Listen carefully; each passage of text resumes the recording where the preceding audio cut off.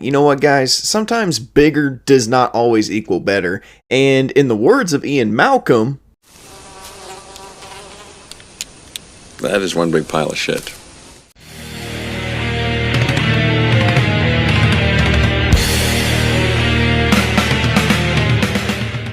Jurassic World Dominion. So Jurassic World Dominion is the third movie in the Jurassic World Trilogy and is the sixth movie in the Jurassic Park franchise. You can look at it either way, it doesn't really matter. But this movie once again stars Bryce Dallas Howard and Chris Pratt. And of course reprising their roles from Jurassic Park are Jeff Goldblum, Laura Dern, and Sam Neill. I'll say one thing, it is pretty cool that they're back, but ain't much else. So what is Jurassic World Dominion about? Well, I mean, it's got a premise, a sloppy premise, but a premise.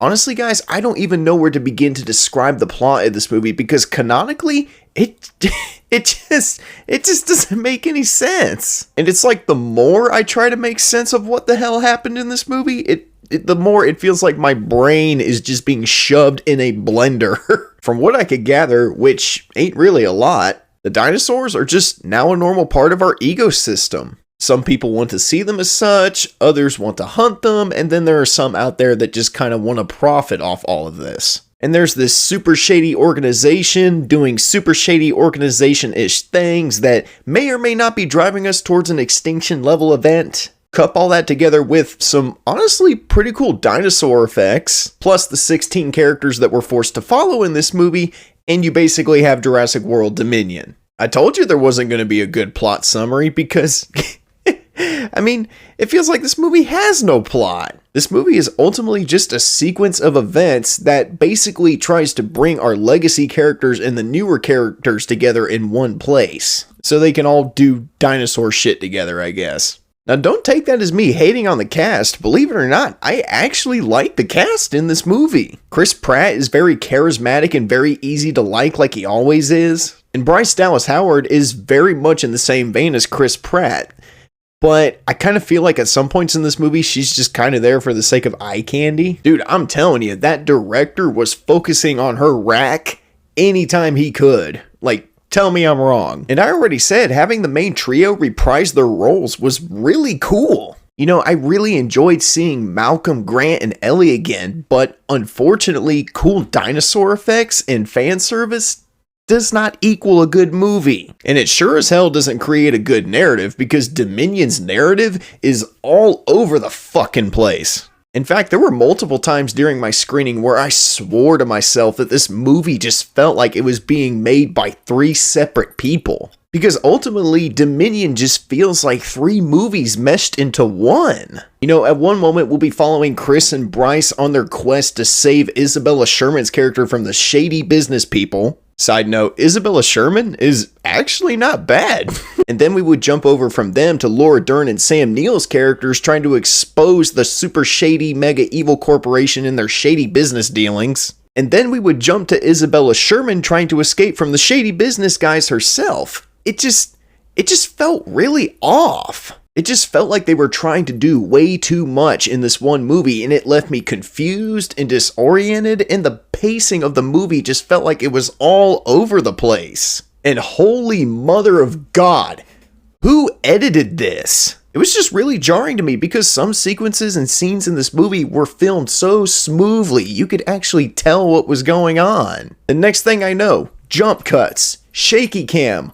What the hell happened to the movie I was watching before this? I'll tell you guys right now, one of my biggest pet peeves is shaky cam. This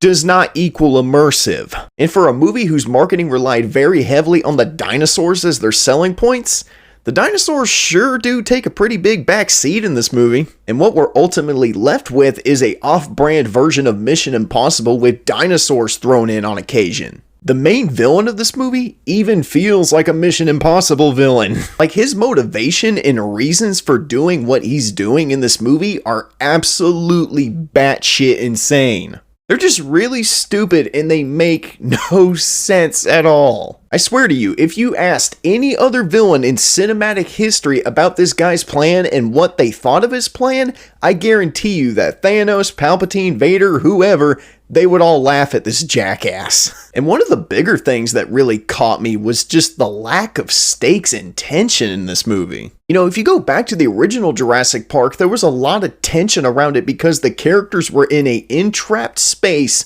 on an island and they couldn't get out, and the entire island is overrun by dinosaurs. That is definitely what I would call a life or death situation, but here, I just didn't feel like anybody was in danger at all. There's a lot of situations that the characters get into in this movie where their lives should be at stake. Call it plot armor, call it whatever you want, bad writing, but at the end of the day, they would be in danger and I would just be sitting there like, nah, they'll be fine. It just really destroyed any real immersion and intrigue that I had, and I began to check out as a result. When a movie like this has no stakes or real tension to it, then it's failed at its job. Dinosaurs trying to have you for lunch should be the most tension-filled thing ever, but here, it's not. And I do know it sounds like I'm doing a lot of bagging on this movie, but I'll be honest guys, I did not hate this movie to the point of giving it the go fuck yourself treatment. And I think part of that is I just had really low expectations when going into this movie, and I really think that just kind of softened the blow a bit. I mean, the last two Jurassic World movies we got didn't really impress me either, so going into this one, I really just didn't think this one was going to impress me either. And I was right. What this movie is a very flawed and sloppy movie with awesome special effects and a cool cast. I want to say if you got a bunch of kids that are into dinosaurs and they really want to see this movie, take them to see the movie because who knows, you may get more enjoyment out of this than someone like me who has to review these movies for a potential job one day. You may enjoy it just for the simple fact that they're enjoying it, but for me, as it stands, I don't want any more Jurassic anything for a very long time after this.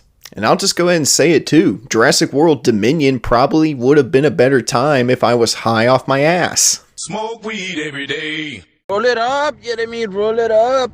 I know it sounded like I did a lot of bagging on the movie, and I did, but there was just nothing here to appeal to me at all.